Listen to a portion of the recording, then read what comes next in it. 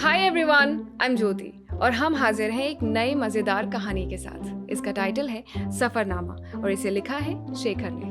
मुझे किसी ने कहा था कि बेटा, बड़े होकर एक चीज जरूर याद रखना, कुछ भी हो सब बाहर निकाल देना, अंदर मत रखना, वरना अंदर रखे रखे दीमक लग जाएगा और वही दीमक इंसान को अंदर से खोखला कर देगा।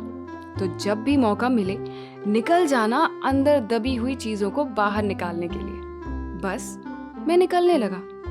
जितनी बार दिल टूटा उतनी मर्तबा मैं कहीं दूर निकल जाता और किसी अनजान आदमी से दोस्ती कर लेता, उन्हें अपनी दिल की बात कह देता और बस वापस आ जाता। न उनका कोई अता न पता पूछता, बस अजनबी को अजनबी रहने देता और हमेशा के लिए मेरे राज महफूज रह जाते। यूं ही कुछ मजेदार किस्से हैं और इन किस्सों के बीच वाला जो किस्सा है वो सबसे मजेदार है। जितना गहरा इस कहानी में हम उतरते जाएंगे, चोट उतनी गहरी होती जाएगी, लेकिन मजा भी उतना ही ज्यादा होगा। तो शुरू करते हैं। दिल थाम कर सुनिएगा। पहली बार जब कोई अच्छी लगी तब मैं दूसरी कक्षा में था, वो भी दूसरी कक्षा में थी और जो उसे पसंद था वो भी दूसरी कक्षा में था। इसलिए मैंने दूसरी कक्षा में ही निर्णय ले लिया कि अब कभी नहीं करूंगा। फिर दूसरी बार मैं छठी कक्षा में था। हर रोज स्कूल सिर्फ इसलिए जाता था कि उसकी एक झलक देख सकूं। उसके नजरों में कोई था नहीं तो मैं 5 साल तक देखता रहा। इससे पहले कि हिम्मत करके बता दूं, 5 साल गुजर गए और हम स्कूल से निकल गए। अब मैंने सोचा अब की बार बता दिया करूंगा। इतने लंबे समय तक देखता ही रहूंगा तो कोई और आकर बता देगा। लेकिन नसीब ऐसा ही रहा। जब जब मैं फुटबॉल के पीछे भागा तब पहले से गोलकीपर तैयार था। एक बार तो ऐसा हुआ कि किसी से कुछ रोज तक बातें हुई, लेकिन जब मुलाकात की बारी आई तो वो अपने होने वाले पति के साथ मिलने आई। अब हर बार मैं कहीं दूर जाता और किसी अनजान आदमी को पकड़कर ये किस्सा कहकर वापस आ जाता। मगर हाल ही में जो कुछ हुआ वो बेहद शर्मनाक था, लेकिन मजेदार भी। कॉलेज के दिनों में जब हॉस्टल में रहने आया तो पहली बार ऐसा हुआ कि मेरी खिड़की के ठीक सामने गर्ल्स हॉस्टल था। बस फिर से प्यार हो गया। सामने वाली खिड़की पर एक लड़की रोज आती थी, थोड़ी देर खड़ी होकर बाहर देखती और अंदर चली जाती। मैं भी हर रोज उसका इंतजार करने लगा। मेरे रूममेट को इन सब चीजों में कोई दिलचस्पी नहीं थी। उसका दिमाग वो जिम में छोड़कर ही आता था, फिर वापस अगली रोज वहीं जाकर इस्तेमाल करता था। संयोग से सामने वाली खिड़की में जो लड़की हर रोज झांकती थी उसका नंबर मिल गया। फिर धीरे धीरे बात शुरू हुई, लेकिन मैंने जब भी मिलने के लिए बुलाया वो मना कर देती।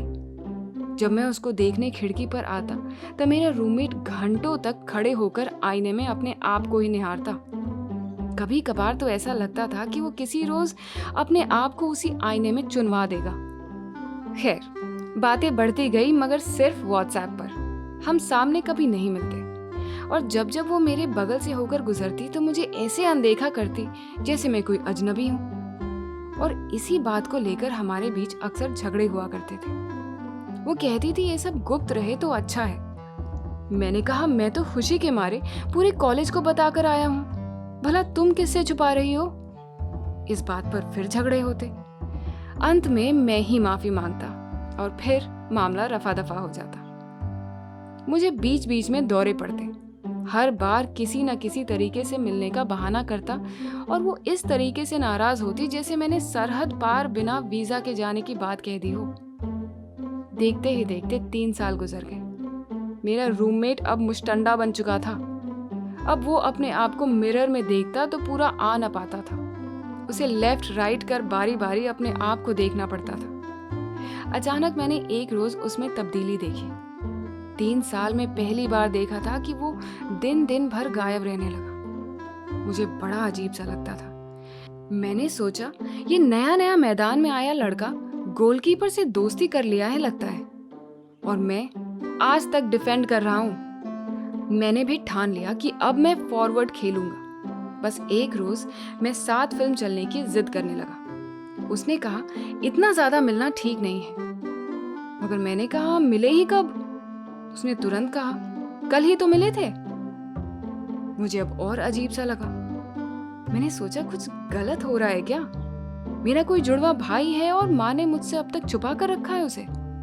मैंने तुरंत घर में फोन लगाया और उल्टे सीधे सवाल पूछने लगा। घर वाले कुछ समझ नहीं पाए, उन्हें लगा शायद पढ़ाई के दबाव में लड़का थोड़ा हिल गया है, मगर मैंने निश्चिंत कर लिया कि कोई जुड़वा भाई नहीं है। मैंने कहा इंटरनेट पर पढ़ा था कि हमारे जैसे दिखने वाले पूरे दुनिया में 6 और लोग भी हैं। मैंने सोचा कहीं उनमें से तो कोई नहीं आ गया यहाँ। बहुत छानबीन की कि कोई ऐसा इंसान दिख जाए जो हूबहू मेरी तरह दिखता हो। मुझे लगा कहीं मेरा फोन नंबर किसी ने हैक तो नहीं कर दिया, क्योंकि हमारे कॉलेज में ऐसे खुराफात करने वाले बंदे थे जो सेमेस्टर के पहले दिन डीन के ही फोन से खुद की मौत की खबर वायरल कर देते थे। तो हो सकता है किसी ने मेरे साथ भी ऐसी खुराफात की हो।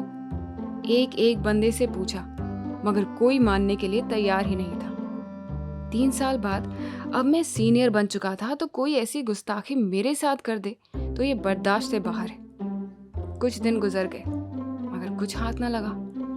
बहुत परेशान रहने लगा मैं। ये पूरी वाकयात मैंने अपने रूममेट से कहा तो वो हंसने लगा और कहा कि एक बार मिलूंगा तो सच सामने आ जाएगा। बस अब मैंने मिलने की तीव्र इच्छा जताई। घमासान युद्ध हुआ। करीब 1 हफ्ते तक मैसेजेस का बाण इधर उधर दोनों तरफ से बरसता रहा। फिर एक रोज मेरी जीत हुई।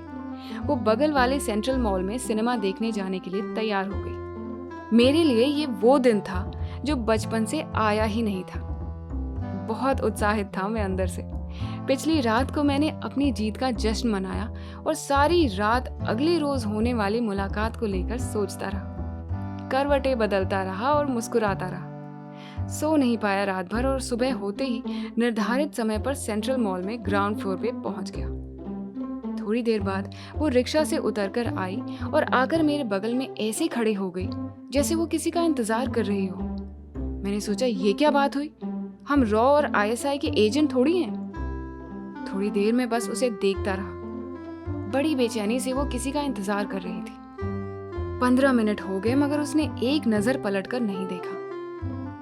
फिर मैंने ही पहल करना उचित समझा। जैसे ही मैंने पीछे से आवाज दी वो चौंक उठी, ऐसे जैसे मैं कोई कॉकरोच या छिपकली हूं। मैंने पूछा क्या हुआ?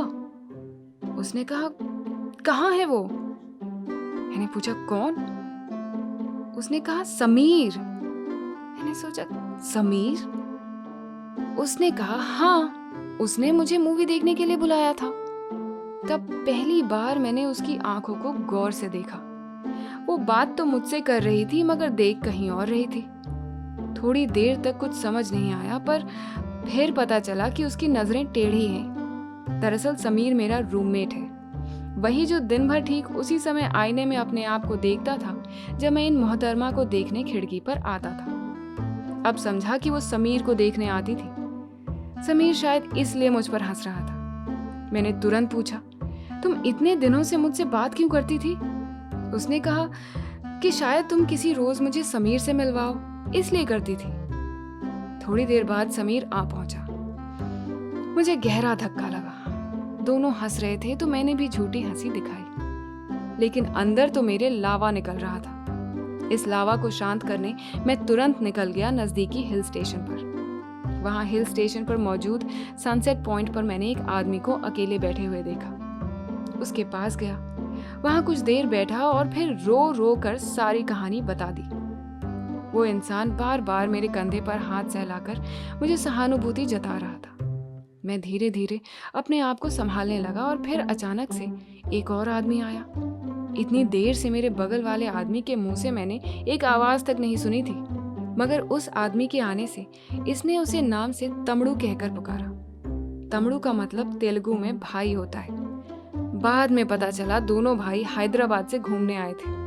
फिर तमड़ू ने इशारों से जवाब देना शुरू किया और अंत में मुझे समझ में आया ये जो इंसान जिसके सामने मैंने अपने दिल का पोस्टमार्टम किया था वो दरअसल बहरा था। मुझे बहुत हंसी आई। लोट पोट कर हंसने लगा और चुपचाप वापस आ गया। अब जब कभी मैं उदास होता हूँ तो एक किस्सा याद कर लेता हूँ और मुस्कुरा लेता हूँ। उम्मीद है ये कहानी आपको पसंद आई होगी। अपने दोस्तों के साथ इस वीडियो को ज़रूर शेयर करें। हम अगले हफ्ते फिर मिलेंगे। Don't forget to subscribe to our channel. Take very good care of yourselves and thank you for listening.